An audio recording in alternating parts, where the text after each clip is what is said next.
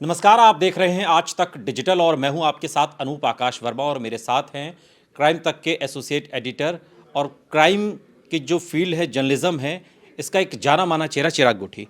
चिराग, बहुत बहुत स्वागत है आपका। Thank you sir, thank you. और आज दरअसल मुद्दा अतीक अहमद के उस दाहिने हाथ का है, गुड्डू बमबाज, जिसको गुड्डू मुस्लिम को गुड्डू बमबाज के तौर पर जानते हैं। और चिराग, एक सवाल ये उठ रहा है कि अगर थोड़ा सा पीछे जाएं, कुछ घंटे 48 घंटे पीछे हम जाते हैं तो हम पाते हैं कि जब अतीक और अशरफ की गोली मारकर हत्या हुई, वहाँ पर अंतिम बार अशरफ के मुंह से ये निकलता है कि मेन बात ये है कि गुड्डू मुस्लिम। अब वो क्या बताना चाहता था, क्या नहीं बताना चाहता था, इन सबसे इतर उसकी तलाश तेज हो गई है। लास्ट लोकेशन कर्नाटक में पता चली, उसके बाद कुछ अता पता है नहीं। आज हम अगर बात कर रहे हैं जब आपके साथ में, तो गुड्डू मुस्लिम को लेकर क्या अपडेट है? देखिए जैसा आपने बताया और हम सब ने देखा कि लास्ट कि भाई गुड्डू मुस्लिम दरअसल वो कुछ कहना चाह रहे थे। हाँ। अब सवाल ये उठता है कि चूंकि हमने वो लास्ट सीन देखा और हमने बात की, इससे पहले भी तो अतीक और अशरफ कई बार साथ में थे, तब तो गुड्डू मुस्लिम की कोई बात नहीं। अब अचानक उसी दिन उसी रात को ये बात क्यों हुई, ये सबसे बड़ा अहम प्रश्न है। जहाँ तक बात है लोकेशन आपने कर्नाटक बताई, इन्वेस्टिगेशन तो लगातार चल रही है, जगह जगह छापेमारी चल रही है। दिल्ली एनसीआर से लेकर यूपी के कई जगहों पर ये कह सकते हैं वो मिल सकता है, ऐसी साथ साथ शाइस्ता को भी ढूंढा जा रहा है। लेकिन सवाल ये उठता है कि जब आपको लोकेशन मिल गई और आपको पता है कि वो मोबाइल यूज़ कर रहा है और आपने एक बार उसको ट्रैक भी कर लिया, तभी आपको पता लगा कर्नाटक में वो। अब वो ये पूछ रहा है कि अतीक के बारे में, भाई ऐसा तो नहीं है कि अतीक के बारे में, वो तो आजकल सोशल मीडिया इतना एक्टिव है, टीवी है, वो तो 2 मिनट में जानकारी मिल जाती है। अगर किसी को नहीं भी पता तो भी पता लग जाता है लेकिन आजकल। एक सवाल ये है, चूंकि देखिए साबरमती जेल से आना जाना, फिर आना और उसके बाद ये हत्याकांड, एक सवाल अतीक अहमद को लेकर ये है कि गुड्डू बमबाज, गुड्डू मुस्लिम अतीक अहमद के लिए ज़रूरी था, या आज की तारीख में वो अतीक अहमद की कमज़ोरी बन गया था, बहुत बड़ा राजदार बन गया था कि उसके पकड़े जाने का सबसे बड़ा खामियाजा अतीक अहमद को भुगतना पड़ता, ये डर था? वजह क्या थी, क्यों इतना खास था वो अतीक अहमद के लिए? देखिए लोग कह रहे हैं कि वो बहुत राज उगल देता। मुझे ये बताइए कि एक अतीक अहमद जो पिछले कई सालों से जेल में है, हाँ। उसके दोनों बेटे जेल में थे, उसकी कई सौ करोड़ की प्रॉपर्टी जब्त हो चुकी है, कई क्रिमिनल केसेस उसके ऊपर चल रहे हैं, अब तो उम्र कैद भी हो गई थी। तो ऐसे में तो वो तो ऐसी स्थिति में था कि उसका तो सभी चला गया। हाँ। आप सोचिए, अब एंड में तो आपने देखा किस तरह हम सब ने देखा। बिल्कुल। तो उसके लिए कुछ छिपाना और बताना, ऐसा आदमी क्या होता है जब जेल के अंदर रहता है तो वो तो सब कुछ खुलासा करता है, क्योंकि वो तो एट द एंड क्या करोगे आप ज़्यादा से ज़्यादा उसके साथ, वो जेल में ही तो है। और वो तो बार बार ये बोल रहा था कि मैं उत्तर प्रदेश नहीं जाना चाहता, वहाँ मेरी जान का खतरा है, बावजूद इसके जैसा उसने कहा वैसा ही हुआ। हाँ, बिल्कुल वैसा ही हुआ। तो इसका मतलब तो उसकी जो इंटेलिजेंस थी वो पुलिस से भी आगे थी, उसको पता था सारी चीज़ें। अब सवाल ये भी उठता है, एनकाउंटर पर भी सवाल उठे उस समय। लेकिन जहाँ तक बात है गुड्डू उसका राजदार था या बदल गया, देखिए शुरुआत में तो सारा सबने एक साथ काम किया, बहुत सारी चीज़ें गुड्डू को पता थी। लेकिन मुझे ये समझ नहीं आ रहा कि राजदार अब ऐसी कौन सी चीज़ थी छिपाने वाली, क्योंकि अब तो सब बर्बाद हो चुका था एक तरह से देखा जाए। मिट्टी में तो वो खुद ही कह रहा था मैं मिल गया, रगड़ दिया उमेश गया। पाल हत्याकांड में जो नाम सामने आए उसमें से 6 तो मारे जा चुके हैं। शाइस्ता, गुड्डू मुस्लिम, ये भी दो उसी उसी लिस्ट के नाम हैं। क्या इन दोनों में भी कोई कनेक्शन है, क्योंकि दोनों ही ये रहस्यमय तरीके से लापता हैं?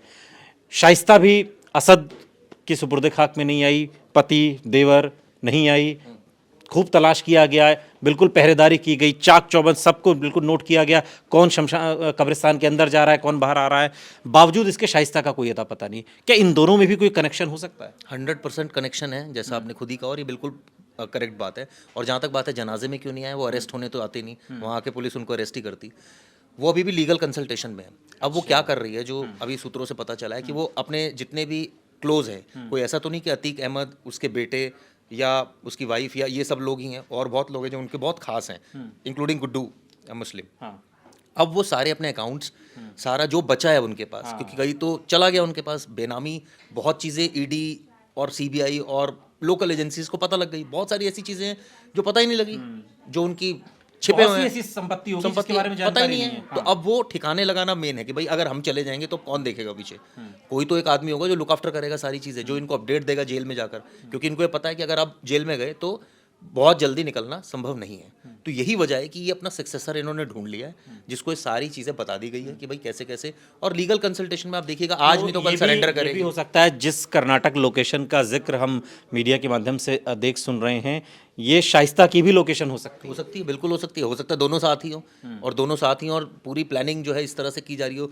लेकिन इतना साफ है अनूप के जो सिचुएशन दिख रही है, ये सारी चीज़ें अपनी किसी को हैंड ओवर करेंगी, क्योंकि जो बचा कुचा है वो बर्बाद ना हो जाए, उसकी पूरी इनकी प्लानिंग है। और मुझे लगता है ये बहुत बट ऑब्वियस और बहुत ही एक ऐसी चीज़ है कि हर कोई फंसता हुआ आदमी ऐसा ही करता है। लेकिन चूंकि शाइस्ता को कोई बहुत ज़्यादा जानता नहीं था, देखिए अब 2 ढाई 3 महीनों से बहुत ज़्यादा चर्चा होने लगी, और एक नैरेटिव जो पहले बन रहा था, हमने कुछ स्पीच भी शाइस्ता की सुनी पब्लिक के बीच में, तो एक गृहिणी की तरह वो, पेश आती है। लेकिन अब जब पुलिस मुस्तैदी से तलाश कर रही है, इनाम 50,000 का घोषित हो गया है, उसके बाद हम उसको देख रहे हैं कि नहीं, शाइस्ता उतनी सामान्य नहीं है, ये दरअसल बहुत चालाक भी है, दिमाग से पढ़ी लिखी भी है, और उसको मालूम है मुझे कैसे पुलिस से बचना है। एक सामान्य महिला तो शाइस्ता नहीं लगती सर। बिल्कुल आपने ठीक कह दिया। और शुरुआत में आपने कहा कि भाई गृहिणी लग रही थी, वो तो हम जानते ही नहीं थे। कई चीज़ें होती है मीडिया को पता ही नहीं होता उसकी इंटरनली क्या चल रहा है। और जहाँ तक बात है, सारा फाइनेंसिस वो कंट्रोल करती थी। कोई जितने भी अवैध वसूली होती थी सबका हिसाब किताब वो रखती थी, साथ में गुड्डू मुस्लिम रखता था। तो ये गृहिणी तो नहीं है कहीं से भी, और जिस तरह से भाग रही है बिल्कुल प्रोफेशनल क्रिमिनल है। लेकिन जो भी इसको सजेस्ट कर रहा है अभी भी, वो यही सजेस्ट कर रहा है कि आप अपना जो भी राजपाट है वो किसी को देकर उसके बाद सरेंडर करना, क्योंकि ऐसा ना हो कि आप कर दें तो सारा कुछ पता ही नहीं हो किसी को कि अकाउंट में क्या है, क्या चल रहा है। लेकिन चिराग, चूंकि आप इतने लंबे समय से आप क्राइम जर्नलिज्म को आप इस बीट को देख रहे हैं, तो क्या होता है जब कोई इतना बड़ा गैंगस्टर हो, तो जो भरोसे की बात होती है, इनकाउंटर हो जाए, और इस फील्ड में हमने देखा है कि बहुत ज़्यादा भरोसा होता है, तो भरोसा कैसे बनता है? आज जब अतीक अहमद नहीं है, अशरफ नहीं है, जो दो बड़े इस गैंग के माने जाते थे, तो शाइस्ता के लिए अब गुड्डू मुस्लिम जरूरी है, या दोनों एक दूसरे की ज़रूरत है, दोनों एक दूसरे की मजबूरी भी हैं, या इसमें कुछ और भी नाम हैं जिनका जिक्र भी नहीं हो रहा है? देखिए, मजबूरी तो मुझे लगता है नहीं है। वजह उसकी है क्योंकि अब तो दोनों ही फंसे हुए हैं। दोनों ही आने वाले वक्त में या तो गिरफ्तार होंगे, सरेंडर करना पड़ेगा, जिस तरह से पुलिस की कार्रवाई चल रही है। जहाँ तक बात है कि आपको मेरे 4 राज पता है, 5 पता है, ठीक है, हो सकता है आप पकड़े जाएं तो आप 4 और बता दें मेरे। तो अब तो मतलब मैंने कहा ना, लुटने के लिए तो इतना कुछ लुट चुका, बचा ही नहीं है, अब तो सब कुछ लुट चुका है। जहाँ तक बात आपकी है कि और राजदार, परिवार तो बहुत बड़ा है, इसमें तो कोई है ही नहीं। 2 बेटे अंदर हैं, 2 बेटे नाबालिग हैं, 1 बेटे की मौत हो चुकी है, खुद वाइफ है इनकी। अब और आप देखिए कुनबा बहुत बड़ा है, मतलब ऐसा नहीं है कि कोई ये डिपेंडेंसी सिर्फ अतीक पर थी। अतीक नहीं था तो भी साम्राज्य चल रहा था, उनका बेटा चला रहा था। इसी सवाल पर मैं आ रहा था कि जब कोई बड़ा जो गैंगस्टर मर जाता है, तो कोई, हमने देखा पहले भी बहुत सारे ऐसे गैंगस्टर रहे हैं, तो गैंग खत्म नहीं हो जाती। अभी जो अतीक अहमद, अशरफ के मरने के बाद, इनकी हत्या के बाद, क्या हम ये मान लें कि गैंग खत्म हो गई है क्या? बिल्कुल नहीं खत्म हुई है, क्योंकि अभी तो 2 नाबालिग बेटे जिनके मन में इस चीज़ की पीड़ा होगी नेचुरली कि मेरे पिता को किस तरह से मार दिया, और तमाम चीज़ें हैं। और सबसे बड़ी बात है ना कि ये जो परिवार है, ये इनके लिए एक प्रोफेशन है। ये जैसे हम लोगों के लिए प्रोफेशन जर्नलिज्म है, इनके लिए प्रोफेशन है कि किसी का कत्ल करना, किसी को धमकाना, किसी से रंगदारी वसूल कर लेना, किसी की प्रॉपर्टी कब्जा लेना। आप सोचिए 19 साल का लड़का जिसको एनकाउंटर किया असद को, अब आप शुरुआत से जब ये ग्रूमिंग किसी को कर रहे हैं, तो उनके लिए तो बहुत बट ऑब्वियस जेल जाना कोई बड़ी बात नहीं है। और ये भी कहा, हमने सबने देखा कि जब इसका एनकाउंटर हुआ असद का, उससे पहले बोला मेरा शेर का बेटा है। इस तरह की बातें अतीक ने कही। तो कहने का मतलब ये है कि वहाँ का माहौल ही इस तरह का है घर का कि एक तो बदला लेने की नीयत सबकी रहेगी, प्लस आपने अभी भी अतीक अंदर था, लेकिन उसके नाम पर आप सोचिए कि अभी भी थ्रेट्स चल रही थी। आज भी एक खबर आई है जिसमें थ्रेट्स चल रही थी, उसके नाम से अभी भी रंगदारी वसूली जा रही थी। मुझे चिराग एक फिल्म याद आ गई, गैंग्स ऑफ वासेपुर जो थी। हम उसमें देखते हैं, उसमें धीरे धीरे करके लोग मरते जाते हैं, लेकिन वो गैंग जिंदा रहती है आखिर तक। ये क्या जो गैंगस्टर की दुनिया है, चाहे वो अतीक अहमद की हो, चाहे किसी की भी हो, वो ऐसी ही होती है। बिल्कुल ठीक कहा आपने, और बहुत अच्छा एग्जाम्पल भी आपने दिया। ये चीज़ें खत्म होने वाली नहीं है। और जहाँ तक बात है लेगेसी है तो, कि भाई आपने इतना कुछ किया तो मैं भी करूँगा। अब आपका बेटा हूँ मैं, एक चला गया कोई बात नहीं, अल्लाह को प्यारा हो गया, हम भी करेंगे। तो ये जो लेगेसी इनकी है, ये बरकरार रहेगी ऐसा लगता है। बाकी गॉड नोज आगे क्या हो। अच्छा, एक अब थोड़ा सा पुलिस के एंगल से मैं सवाल जानना चाहता हूँ, चूँकि इतना बड़ा ये कांड हो गया, जाहिर है इसकी भनक नहीं थी, इसी वजह से हुआ, वरना ऐसा नहीं हुआ होता। अब पुलिस की क्या स्ट्रेटजी रहेगी, क्या तैयारी रहेगी, मुस्तैदी का लेवल अब क्या रहेगा, तब जब अतीक और अशरफ दोनों मारे जा चुके हैं हत्याकांड में? अब शाइस्ता को पकड़ना है या गुड्डू मुस्लिम को पकड़ना है या और जो नाम हैं उनको पकड़ना, अब क्या आप मुस्तैदी देख रहे हैं पुलिस की? देखिए, इस पूरे प्रकरण से दो चीज़ें साफ हो गई। जो काम पुलिस को करना चाहिए था, या इनडायरेक्टली लोग कह रहे थे कि भाई मिट्टी में मिलाना है इनको, मिट्टी में मिलाने का मतलब ठोकना नहीं है, एनकाउंटर करना नहीं है, एक लोकतांत्रिक तरीके से सजा दिलाना है, वो नहीं कर पाई।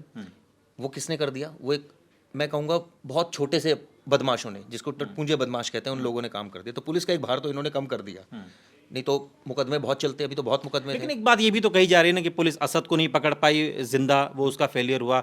यहाँ ये भी बात हो रहा है कि आप उमेश पाल को भी नहीं बचा पाए, आप अतीक को भी चाहिए। हाँ। पहला जो केस था वो उमेश पाल, सबने देखा फुटेज, पुलिस कुछ नहीं कर पाई। उसके बाद गुस्सा था कि अब इनका बदला लेना है, तो कहानी ये, पुलिस की थ्योरी है कि असद ने फायरिंग की तो हमने कर दी, ठीक है, वहां भी आप फेल हो गए, क्योंकि वहां आप अगर पकड़ते तो शायद कुछ और खुलासे होते। तीसरे केस में जो काम आपको लोकतांत्रिक तरीके से होना चाहिए था वो नहीं हुआ। इंटेलिजेंस फेलियर कितना बड़ा हुआ, एक 2 या 3 बदमाश आकर वो इस तरह की घटना को अंजाम दे गए।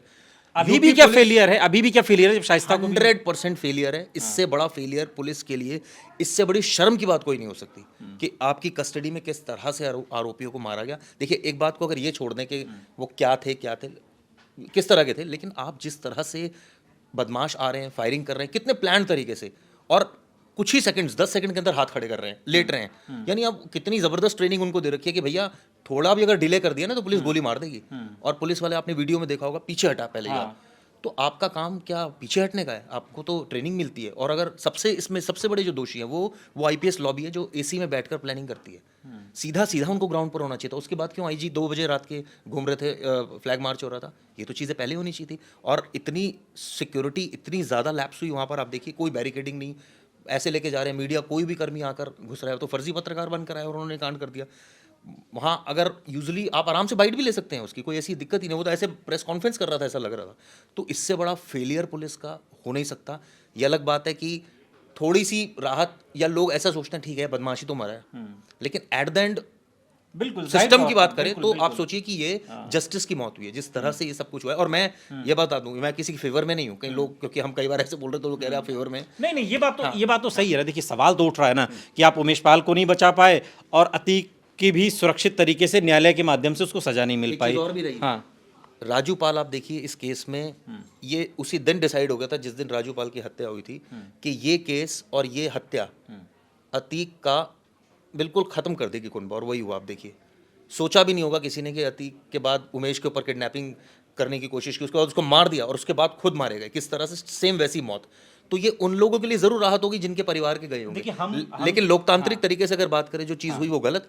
हाँ, इसको इस एंगल से भी देखा जा रहा है कि बहुत अच्छा हुआ, एक क्रिमिनल मर गया, लेकिन इसको इस सेंस में भी देखा जा रहा है कि कितना बड़ा इंटेलिजेंस फेलियर हुआ है। चिराग, एक चूंकि आखिरी सवाल, गैंगस्टर अतीक अहमद, अशरफ और ये लोग तो चलिए अब चले गए भगवान के पास, लेकिन ये जो 3 चेहरे निकल कर अब सामने आए, लवलेश तिवारी है, अरुण मौर्य है, ये क्या कुछ एक नई पौध हम देख रहे हैं? तीनों की उम्र 25 साल से कम है।